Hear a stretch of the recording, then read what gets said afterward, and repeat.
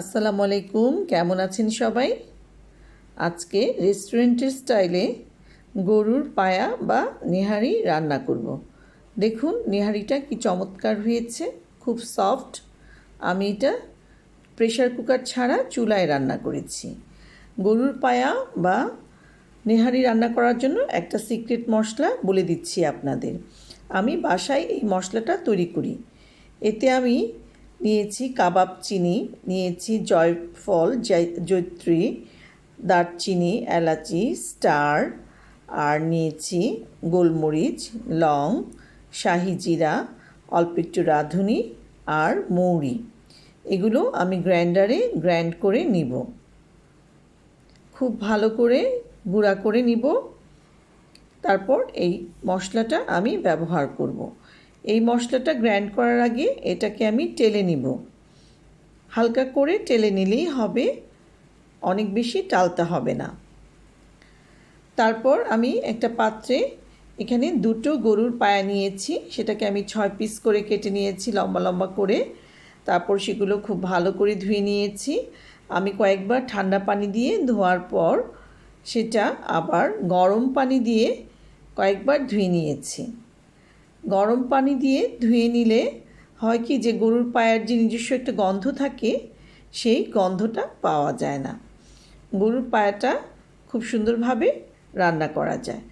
আর এই পায়া রান্নার আরেকটা সিক্রেট ব্যাপার হলো, পায়াটাকে কিছুক্ষণ মানে মিনিমাম আধা ঘন্টা মেরিনেট করে রাখতে হবে। মেরিনেট করার জন্য আমি একটা পাত্রে পায়াগুলো নিয়ে নিচ্ছি। তারপর আমি এতে একে একে সব মশলাগুলো যোগ করে দিব। মশলাগুলো যোগ করার সময় আমি প্রথমে পেঁয়াজ বেরেস্তা দিয়ে নিচ্ছি। আমি কিছু পেঁয়াজ আগে থেকেই বেরেস্তা করে রেখেছিলাম, হাফ কাপ পরিমাণ। সেই পেঁয়াজ বেরেস্তাটা দিয়ে দিচ্ছি। পেঁয়াজ বেরেস্তাটা দিলে গন্ধটা খুব সুন্দর হয়।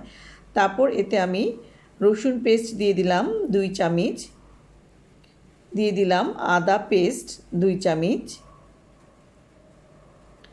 তারপর আমি এতে দিয়ে দিব হলুদ গুঁড়ো সামান্য পরিমাণ,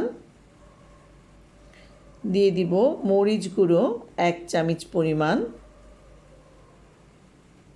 হলুদ গুঁড়োটা খুব সামান্য পরিমাণ ব্যবহার করব, শুধু একটু রঙের জন্য। আর মরিচ গুঁড়োটা ব্যবহার করেছি রং ও ঝালের জন্য।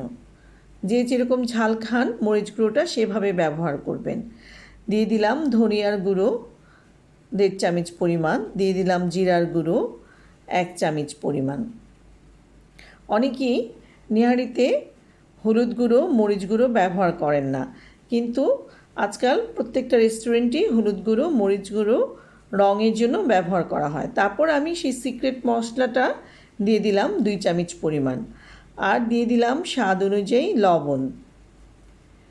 এরপর আমি এর সঙ্গে পেঁয়াজ বেরেস্তা করেছিলাম যে তেলটার মধ্যে, সেই তেলের কিছু অংশ ব্যবহার করব। সেই তেলের অল্প একটু পরিমাণ তেল আমি এতে দিয়ে নিলাম। এমনিতেই পায়া থেকে প্রচুর তেল বের হয়, সেজন্য এই রান্নাতে ওরকম তেল ব্যবহার করতে হয় না। শুধু বাগারের সময় আপনি একটু ঘি বা তেল ব্যবহার করতে পারেন। তারপর আমি সব মশলাগুলো খুব ভালোভাবে মেখে নিচ্ছি। মশলাগুলো খুব ভালো করে মেখে নিতে হবে, যাতে প্রত্যেকটা পায়ার সঙ্গে খুব সুন্দরভাবে হাড়ের সঙ্গে মশলাগুলো মিশে যায়। মশলাগুলো ভালো করে মাখানো হয়ে গেলে আমি এটা আধা ঘন্টার জন্য ঢেকে রেখে দিব। আধা ঘন্টা পর আমি এটা চুলায় বসিয়ে দিয়েছি এবং আমি এখানে 2 লিটার পরিমাণ পানি দিয়ে দিচ্ছি। পানিটা এভাবে দিব যেন পায়াগুলো এতে ডুবে থাকে। তারপর আমি অল্প আঁচে অনেকক্ষণ ধরে এটা জাল করব। পায়াটা খুব আঁচ বাড়িয়ে জাল করতে হয় না, তাহলে পানিগুলো শুকিয়ে যায় আর পরিমাণ মতো যে স্যুপটা বা ঝোলটা সেটা পাওয়া যায় না। আর যদি পানি আপনার বেশি শুকিয়ে যায় তাহলে আপনি অল্প করে গরম পানি করে রাখবেন, সেটা বারবার ব্যবহার করবেন।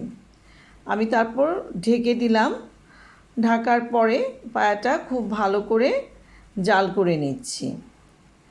পায়াটা খুব ভালো করে জাল করার পর আমি আবার একটু নেড়ে দিয়েছি। এটা হাড়গুলো একটু এপিট ওপিট করে নেড়ে দিতে হবে, উল্টিয়ে দিতে হবে। এটা ভালো করে নেড়ে দিতে হবে, আবার দেখতে হবে নিচ থেকে যেন আবার লেগে না আসে, সেজন্য মাঝে মাঝে আপনাকে নাড়াচাড়া করতে হবে। আর এটা দীর্ঘ সময় রান্না, যদি আপনি প্রেশার কুকারে করেন তাহলে 40 মিনিটের মতো লাগে, আর প্রেশার কুকার ছাড়া অনেকক্ষণ লাগবে, যতক্ষণ পর্যন্ত হাড় সুসিদ্ধ না হয় আর হাড়ের ভিতর থেকে মজ্জাগুলো না বের হয়ে আসে। তারপর আমি এটা অল্প একটু তেল বা ঘিতে পেঁয়াজ বেরেস্তা করে, রসুন বেরেস্তা করে আমি বাগার দিয়েছি। বাগার দেওয়ার পর আমি একটা বাটিতে পরিবেশনের জন্য নিয়ে নিলাম। দেখুন কত সুন্দর হয়েছে নেহারিটা। ভালো থাকবেন সবাই।